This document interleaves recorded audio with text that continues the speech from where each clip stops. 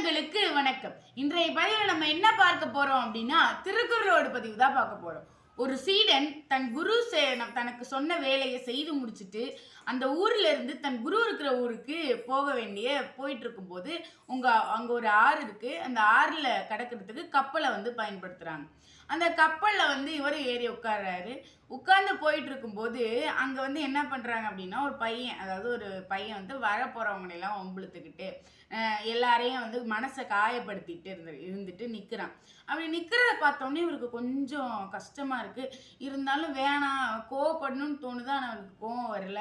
நேராக தன் குரு கிட்ட போய் நடந்த விஷயத்த சொல்றாரு. இந்த மாதிரி ஒரு பையன் எல்லாரையும் கஷ்டப்படுத்திட்டு காயப்படுத்திட்டு ஒம்புழுத்துட்டு நிற்கிறான் அப்படின்னு சொல்லி. உடனே அந்த குரு சொல்றாரு, ஏன் உனக்கு கோவப்பட தெரியாதா? தப்புன்னு அவர் நடக்கிற இடத்துல கண்டிப்பா தட்டி கேட்கணும் அப்படின்னு சொல்லிட்டு அந்த குரு சொல்றாரு. உடனே அந்த சீடனும், சரி குருவே, இனிமே அப்படி நடந்தா நான் அப்படி மாறிக்கிறேன் அப்படின்னு சொல்றான். உடனே சரி அப்படின்னு சொல்லிட்டு அந்த குருவும் விட்டுறாரு. அதே ஊர்ல இருந்து அந்த வேலையை செய்து முடிச்சுட்டு இன்னொரு சீடன், குருவோட இன்னொரு சீடன் அதே படகுல வரான். இந்த படகுல வரும்போது அதே நபர் எல்லாரையும் ஒம்புழுத்துக்கிட்டு கேலி பண்ணிட்டு பிறர் மனசை காயப்படுத்திட்டு நிற்கிறான். அப்படி நிற்கும் போது இந்த சீடன் அந்த சீடன் மாதிரி இல்லாம கத்தி கோவப்பட்டு அடிக்க போயிட்டு அதுக்கப்புறமா அடிக்காம அவன் மன்னிப்பு கேட்டுறான் அந்த ஒம்புழுத்தவன். அதுக்கப்புறம் சரி அப்படின்னு சொல்லிட்டு இந்த சீடனும் மன்னிச்சு விட்டுட்டு வரான். உடனே தன் செஞ்சது எவ்வளோ பெரிய நல்ல விஷயம் அப்படின்னு கர்வத்தோடையும் பெருமையோடையும் அந்த குரு முன்னாடி இந்த சீடன் நடந்த விஷயத்தெல்லாம் சொல்றான். அந்த மாதிரி அவன் ரொம்ப ஒம்புழுத்துட்டு இருந்தான், எனக்கு கோவம் தாங்க முடியல, நான் உடனே அடிக்க போயிட்டேன் அப்படின்னு சொல்றான். உடனே அந்த குரு சொல்றாரு, ஒரு துறவி ஆகணும் அப்படின்னு நினைச்சிட்டு தான் நீ என்கிட்ட வர, நல்ல எண்ணங்கள் இருக்கணும்ட்டு. இப்படி கோவப்பட்டு நீ அங்க போய் அவன்கிட்ட நின்றுருக்க, இது தப்பு இல்லையா அப்படின்னு சொல்லிட்டு அந்த குரு கேட்கிறாரு. உடனே அங்க இருந்த சீடர்களுக்கெல்லாம் 2 பேர் வந்தப்பையும் குரு ஒரு அறிவுரை சொல்லியிருக்காரு. அவனுக்கு நீ கோவப்பட்டிருக்கலாங்கிறாரு, இவனுக்கு நீ ஏன் கோவப்பட்ட அப்படின்னு கேட்கிறாரு.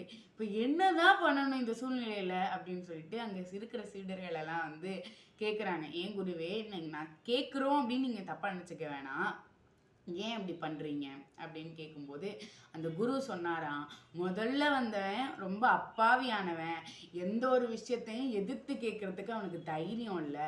அந்த தைரியத்தை வர வைக்கிறதுக்காண்டி அவன்கிட்ட நீ கோவப்பட்டிருக்கணும் அப்படின்னு சொன்னேன்.